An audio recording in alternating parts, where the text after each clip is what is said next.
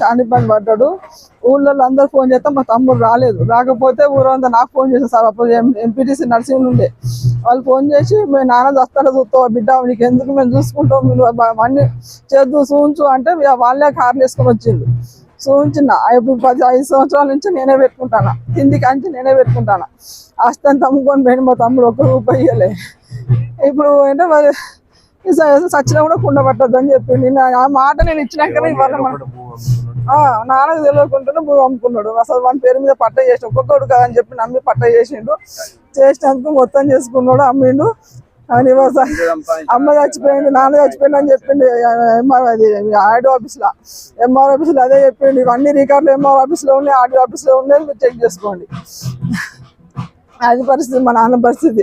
ఆయన ఇప్పుడు కుండ పడతాడు, నేను ఎట్లా మాట్లాడిస్తాను మా నాన్నకు? నేను నా బిడ్డ వాడు కుండ పట్టవద్దు అని చెప్పి మాట తీసుకున్నాడు నా దగ్గర. నువ్వు పడితే పట్టు, నువ్వు పట్టకపోతే ఏం అది కూడా పడతాను నాకు అన్నాడు.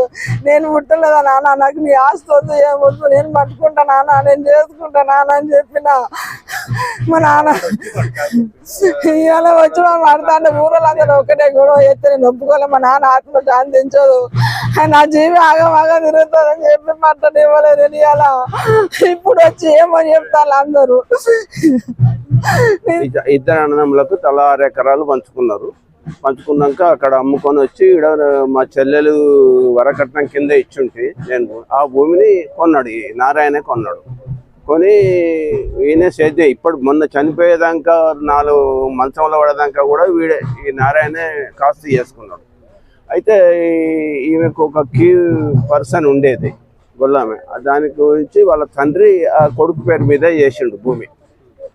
ఆడు కూడా అప్పుడు వ్యతిరేకించిన కొడుకు పేరు మీద ఎట్లా చేసిన అంటే మేమే ఉండి ఎవరైతే కొడుకు ఉండే కదా ఉన్నది సపడే కూకోరాదు నీ చూస్తాడు కదా అని మేమే సమజాయించినాం. వాడు ₹1 కూడా వీనికి ఇయ్యలేదండి, అమ్ముకొని పోయిండు. మేము కూడా కొంత వ్యతిరేకించినాం వద్దని, కొందరు ఉండి ఊర్లో ఉండి అమ్మిచ్చిండ్రు. సరే అది పోయింది. వాడు మొన్నటిదాకా కూడా చూసినందుకు కూడా రాలేదు. పాపం బిడ్డే 10-12 లక్షలు ఖర్చు పెట్టింది. ఇది పొజిషన్ అండి. 5 సంవత్సరాల నుంచి వాటర్ మెయిన్ గా పనిచేసిండు ఊళ్ళో, గ్రామ పంచాయతీ అందరితో సఖ్యంగా ఊళ్ళో కూడా మంచి అభిప్రాయం అందరి ఇది మీద ఉండే. అయితే కొడుకు బిడ్డ పెళ్లి చేస్తా అని చెప్పి ఆస్తి అమ్మాలంటే వద్దురా బాబు, ఏదో మనం చేద్దాము, 1 ఎకరం 2 ఎకరాలు అనుకో, నాకు అన్ని అమ్ముకుంటే 5 ఎకరాలు లేదుగా, నాకు నా భార్య పేరు ఎకరం, నా పేరు 1 ఎకరం ఇచ్చి నువ్వు 3 ఎకరాలు అమ్ముకో, ఏమైనా చేసుకోరా, ఇక మా తదనంతరం నీకే ఉంటుంది ఆస్తి, ఉంటేనే ఉంటుంది, నేను అక్కడ లేకపోతే తర్వాత నీకే ఉంటుంది అని ఆ పరంపర పోయినాక ఊళ్ళో కొందరు ద్రోహులు ఏం చేసినట్టే, రియల్ ఎస్టేట్ ద్రోహులు ఎవరికి కాకుండా ఎవరిని తెలవకుండా ఈ నారాయణ రిజిస్ట్రేషన్ చేయలేదు ఆ కొన్న వ్యక్తులకు. కలెక్టర్ని బెదిరించారు. కలెక్టర్ దగ్గర నుంచి ఎంఆర్ఓ కూడా చిన్నపెండాల క్రాస్ రోడ్ మీద ఆమెను చంపుతామని బెదిరించి రియల్ ఎస్టేట్ వ్యాపారులు వాడిని ద్రోహం చేసి ఎకరానికి 4-5 లక్షలు వాని దగ్గర కమిషన్ తీసుకొని అమ్మి అడ్జేసాను వాడిని. ఇవాళ వస్తానంటే ఆ అమ్మాయి 5 సంవత్సరాల నుంచి ఆమె సాధించింది పాపం. హాస్పిటల్కి కానీ వాళ్ళని ఆ బిడ్డ సువర్ణ అనే పెద్ద అమ్మాయి సాధింది. ఈ ఊళ్ళే ద్రోహం అందరికి ఎరికేది.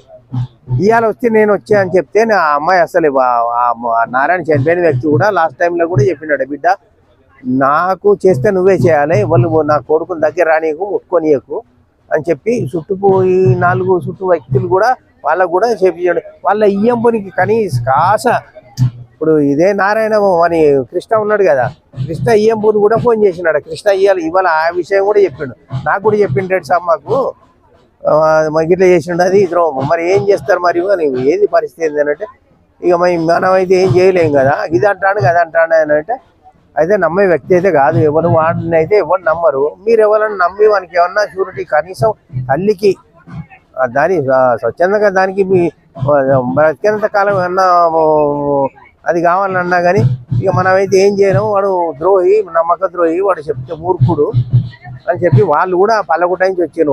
వాళ్ళు కూడా వచ్చి వాళ్ళు చెప్తే ఇక మీ ఇష్టం సార్ మీరు ఏమైనా చేసుకోండి అని చెప్పి మేము గ్రామస్తులే అందరం ఏకమై సరే ఎట్లయితే అట్లా అవుతుంది అని బిడ్డ ఎమ్మడి వాడి బిడ్డతోటే చేపిస్తున్నాం. అది రీసెంట్లీ మొన్న మ్యాక్స్ కేర్ కూడా తీసుకెళ్ళాం ఒక 15 days బ్యాక్. యూరిన్ బంద్ అయింది, కడుపు అంతా ఉబ్బిందంటే నాకు ఆల్రెడీ ఒక 1 month బ్యాక్ స్ట్రోక్ వస్తే నేను హాస్పిటల్లో ఉన్నా. అయినా మా మామయ్యని తీసుకొచ్చి నేను అదే హాస్పిటల్లో చూపెట్టి ఆటోలో పంపించేసాను. నేను యూరిన్ బంద్ అయిందంటే పైప్ వేయించాను. పైప్ వేయించి అతనికి ఒక 7-8 వేలు ఖర్చు పెట్టి పంపించేశాను మొన్న. ఇప్పుడు గత 4.5 సంవత్సరాల నుంచి దాదాపు ఒక 10 lakhs నుంచి 12 lakhs వరకు అప్రాక్సిమేట్లో ఖర్చు పెట్టుకున్నాం మేము. ట్రావెలింగ్ అంటే ఏంది, మందులు అంటే ఏంది, ఏదంటే ఏందని. ఇక మా బామ్మది గత 6 సంవత్సరాల నుంచి 7 సంవత్సరాల నుంచి మాకు సంబంధాలు లేవు.